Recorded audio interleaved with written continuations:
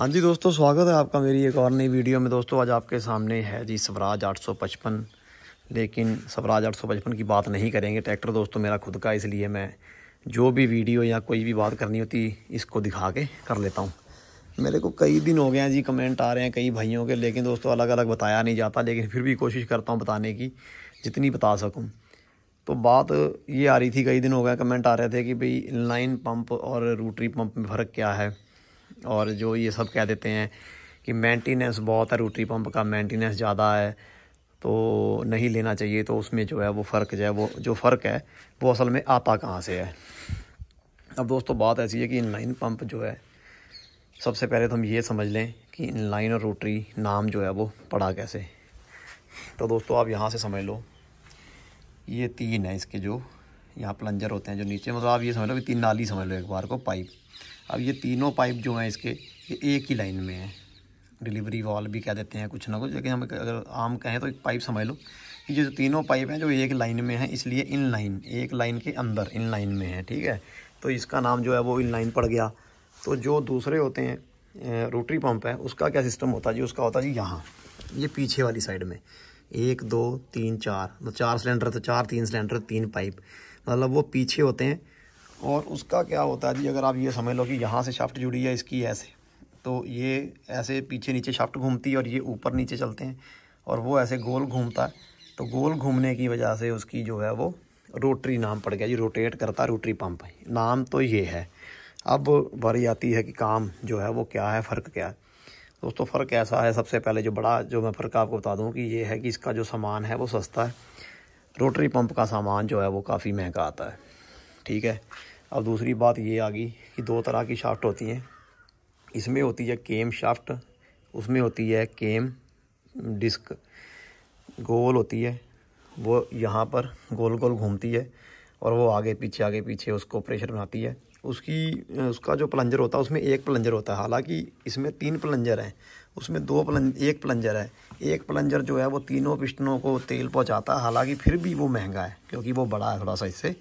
मान लो भी जैसे ये 9 का है और वो 12 का, ये 9 mm का इसमें होंगे तो उसमें 12 का, तो लेकिन मैं आइडिया दे रहा हूँ, हर एक पंप का छोटा बड़ा होता है। तो यहाँ इधर यहाँ लंबी एक केम शाफ्ट होती है, जैसी पिस्टन में जो टैपट में होती है दोस्तों, टैपट को ऊपर नीचे करती है, वैसे इसमें एक शाफ्ट होती है, वो इनको बारी बारी से ऊपर नीचे करती है। और उसमें ऐसे यहाँ एक गोल डिस्क होती है जो कि आगे पीछे इस तरफ की चलती है। ठीक है, ये ऐसे ऐसे और वो ऐसे ऐसे चलती है। और बाहर एक होती है, मान लो भी एक प्लंजर जो होता है वो बाहर से ऐसे गोल होता है, उसके अंदर एक घूमती है, आगे पीछे भी होती है और गोल भी घूमती है, रोटरी पंप इसीलिए नाम है। जब वो बाहर 3 मोरी होती हैं, अंदर मोरी होती है एक, जब वो घूम के दूसरी मोरी के सामने आती है, वो उसी में डीजल जो है वो चले जाता डीजल। फिर वो घूम के यहाँ चली गई तो इसमें चले गया, घूम के यहाँ चली गई तो इसमें चले गया। मतलब कहने का ये है कि वो जो अंदर वाली मोरी बाहर वाली 3 मोरियों के सामने जैसे जैसे आती तो वैसे वैसे डीजल जो है वो फायर करता है। फायर जैसे आप कह देते हैं फायरिंग ऑर्डर होता है जी, वो हर एक ट्रैक्टर का अपना सिस्टम जो है वो अलग अलग होता है, इसलिए जिस हिसाब से उसका ऑर्डर सेट करा गया होता है उसी हिसाब से वो घूम के आती है और डीजल जो है वो बाहर चले जाता है। ठीक है जी। अब दोस्तों बात करते हैं कि जो ये लोग हमारे भाई किसान भाई ये कह देते हैं कि यार इसका मेंटेनेंस कम है उसका ज़्यादा है, ऐसा क्यों है।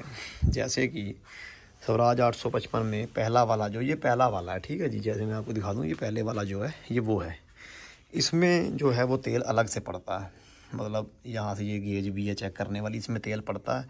सर्विस होती है तो तेल भी निकलता है और डलता भी है तेल। कौन सा जी, ऑयल मोबिल। ठीक है, और जो अब आ रहे हैं जो इस टाइम आ रहे हैं 3478 सीसी वाले जो हैं, उनका क्या है, उसमें इसमें तेल डलता है लेकिन अलग से नहीं डलता, वो इंजन से सप्लाई यहाँ दे दी गई है, यहाँ से अपना घूमता रहता है। ठीक है जी।